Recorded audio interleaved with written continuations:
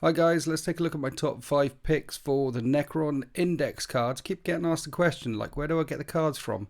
The cards are available to download for free from the Warhammer community website, and you'll be able to buy them soon. But thanks to Games Workshop for sending them through to me so I can make this video. We're going to start off with the Nightbringer, because Catans are a thing. Everyone loves a Catan. Movement 7, so that's gone down a little bit. Toughness 11 with 12 wounds and a 4-up invulnerable save. I could definitely get behind that. Toughness 11, 12 wounds. And all the Catans have that rule on the right that you can see, Necrodermis. Each time an attack is allocated to this model, half the damage characteristic of that attack. So they're still chonky as hell, particularly as they have reanimation protocols and they can heal D3 wounds a turn every turn in your command phase instead of just one with living metal like they used to before. Maybe not as tanky as they were in 9th Ed, because in 9th they could only lose 3 wounds per phase every phase.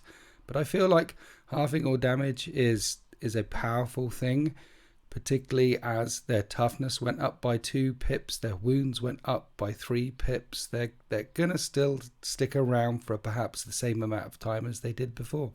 How about offensive capabilities? Because the powers of the Catan have changed. Instead of all the wonderful rules that the Catan of the Nightbringer does, we have 2. We have Gaze of Death, which is an assault D3 number of shots with the blast rule, hitting on 2, strength 12, minus 2, D6 plus 3. So I like that. Pick on anything within 18 inches and do D6 plus 3 damage to them. It's only AP minus 2, but that's still a lot of damage. It's still a nice amount of range for a Catan. Hitting on 2s is nice. And how about area effect? Essentially, in the old days, when you got closer to the Catan, he could hurt you a lot. Well, you still have the area effect here with Drain Life. At the end of the fight phase, roll a d6 for each enemy unit within 6 inches of this model. On a 4-up, that enemy suffers d3 mortal wounds. So at the end of the fight phase, every enemy model within 6 inches has a 50-50 chance of taking d3 mortal wounds. It's a curious rule, though, because it's at the end of the fight phase.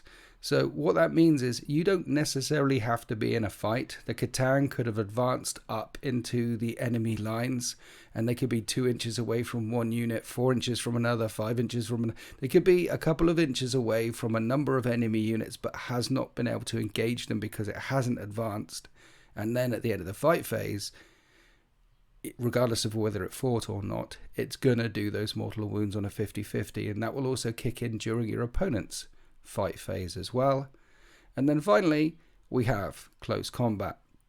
He was a tonk in close combat. He's still a tonk in close combat. So 14 attacks at strength 8 minus 2 damage. 14 of them. Very nice. Very good marine killer there.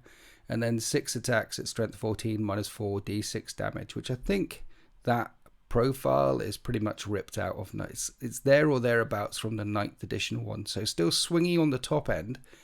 D6 damage, and you might only get it's D6 damage, it's swingy on the top end, but with 6 attacks at strength 14 minus 4, that minus 4 is going through most vehicles. He's still a very good anti-tank and anti-infantry unit to bring for Necron players, and he's still tanky as hell, halving all damage with a 4-up invulnerable save.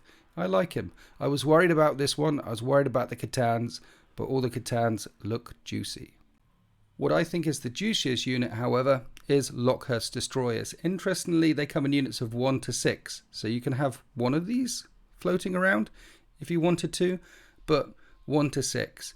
They're toughness 6 now, with 3 wounds, so instead of toughness 5, toughness 6, same number of wounds, and their Gauss cannon has got lethal hits.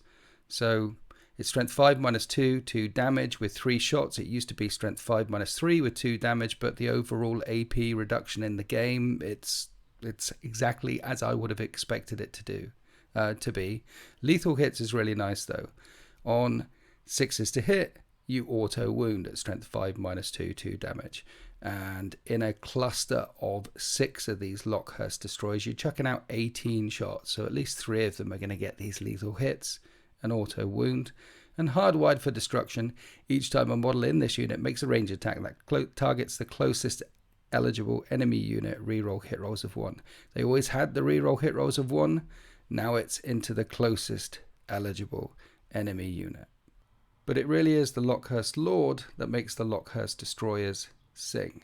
Because, Destroyer Cult over on the right, while this model is leading a unit, each time a model in that unit makes a ranged attack, a successful unmodified hit roll of 5 scores a critical hit. So the lethal hit weapon on a Gauss cannon says critical hits count as lethal hits and auto wound. And now with a Lockhurst Lord in there, your critical hits on a 5 will then score lethal hits on the Gauss cannon on a 5. So essentially, if you have a Lockhurst Lord leading a unit of Lockhurst Destroyers, 5s to hit auto wound. So that's 18 shots getting pumped out at 5s to hit auto wounding. This guy can lead a unit of Lockhurst Destroyers or Lockhurst Heavy Destroyers, and he's also got Driven by Hatred. Each time this model makes an attack that targets an enemy unit that is below half strength, you can reroll the hit roll and wound roll. So that's on the model. That isn't great. But yeah, 5s to hitting, auto wounding with a big squad of Lockhurst Destroyers, that's really great. He's got Phylactery, a 5-up Feel No Pain, and we can also see in the bottom right what the Res Orb does. And this is regardless whether you take it on the Lockhurst Lord or on an Overlord or a Lord somewhere back, the rule for the Resurrection Order across the army is the same, which is while the bearer is leading a unit, that unit's reanimation protocols activate at the end of your opponent's command phase in addition to the end of yours. So the way reanimation works in the new edition is in your command phase, in every command phase, you roll a D3 and apply those wounds back to injured units. You're always putting wounds first before you return whole models. If you get 3 models back into a unit of Immortals, then that's 3 models back into a unit of Immortals. But if you roll a 5-6, which would be 3 wounds back into a unit of Destroyers, you would apply the wounds first to heal up models before any excess wounds would mean something reanimates on 1 or 2 wounds. And the Res Orb means that that doesn't just kick in your phase, it also kicks in your opponent's phase as well. So you're much more likely to start getting models back in. This guy with a Res Orb, with some Lockhurst Destroyers, I think it's a good combo. If you want to increase the amount of resurrection that your army can do, then how about the Canoptech Reanimator? We never saw this one before in 9th edition because he was bad.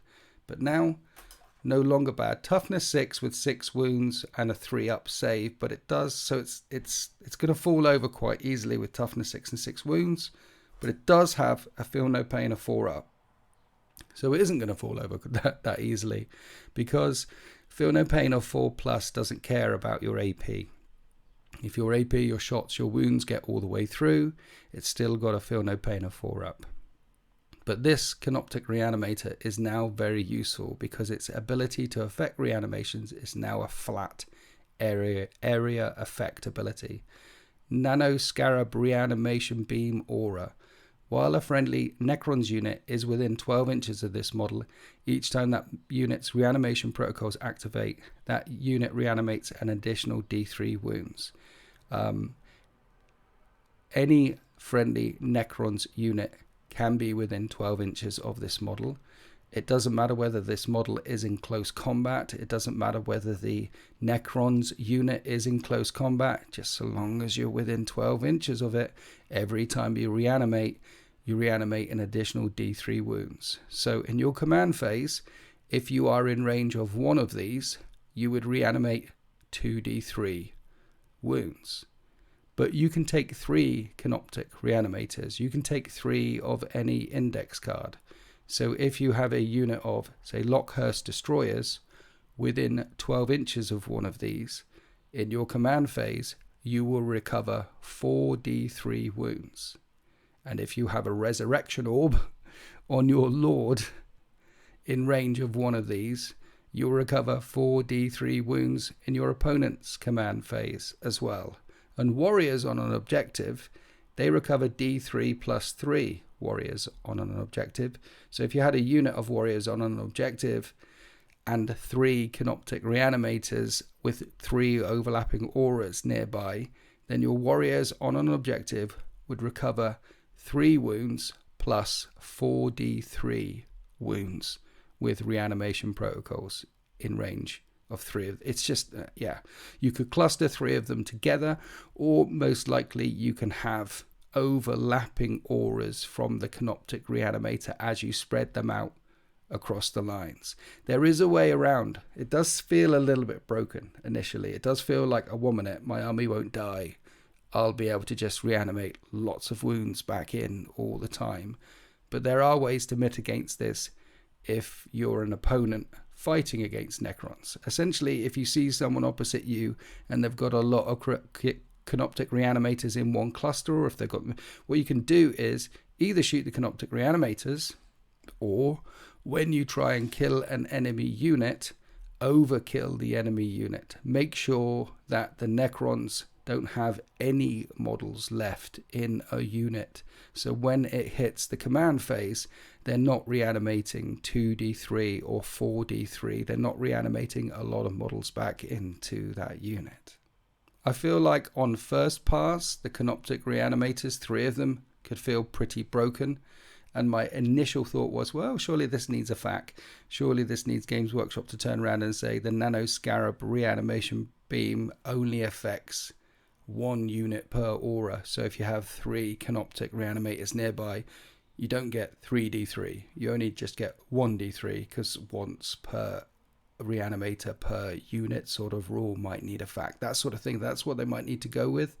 But I haven't thought about it. You overkilling units. If someone brings a lot of Canoptech Reanimators, overkilling units is the way to go. Plus, they'll be spending a lot of points on Canoptech Reanimators. And let's face it, the Atomizer Beam and the Reanimator's Claws just aren't cutting it. This is not an offensive piece of kit. This is a buffing, reinforcing, support piece of kit. It's not doing anything. It's going to be okay, guys.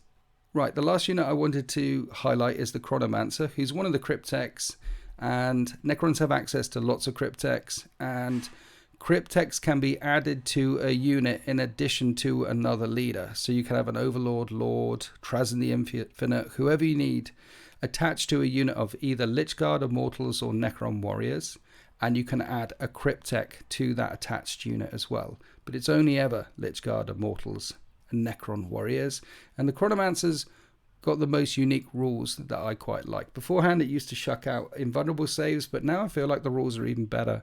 Time Split and Mantle. While this model is leading a unit, each time an attack targets that unit, subtract 1 from the hit roll. That's shooting or close combat. So you can put a Chronomancer in with your Immortals, your Necrons, your Lichguard, and they're always -1 to hit. Shooting or close combat. I can see lots of Chronomancers appearing across the battlefields of the 41st millennium. Like 3 or 4, at least 3 of these, sorry, because you can take 3 of any type. At least 3 of these in most good Necron builds. Unless, of course, you're not leaning hard into Lichguard Immortals and Necron Warriors, or not taking any of them at all, then there's no point bringing this guy. But on top of that, on top of the -1 to hit all the time, Chronometron. In your shooting phase, after this model unit has shot, if it's not within engagement range of any enemy units, this unit can make a normal move of up to 5 inches as if it were your movement phase. If it does, it can't charge. So we've got move, shoot, move abilities with a Chronomancer unit with a -1 to hit. So a unit of 20 warriors, for example, popping out from behind a wall, laying down lots of firepower, and then moving back behind the wall. Or maybe a unit of 10 Immortals popping out from behind a wall, shooting lots of shots, and then popping back behind a wall because they've got longer range and better strength weaponry.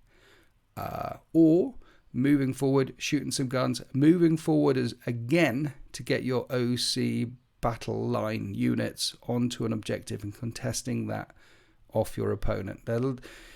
A Chronomancer is going to do a lot to speed up an infantry-based Necron army, which typically used to be quite slow. This can speed up those kind of builds quite effectively, help you block certain avenues, and do some surprising shenanigans. I like the Chronomancer. Overall, my views of the Necron index cards are there's some interesting things in here, and I can't wait to get them out on the battlefield. Anyway, I do hope you enjoyed listening to this video. Happy wargaming.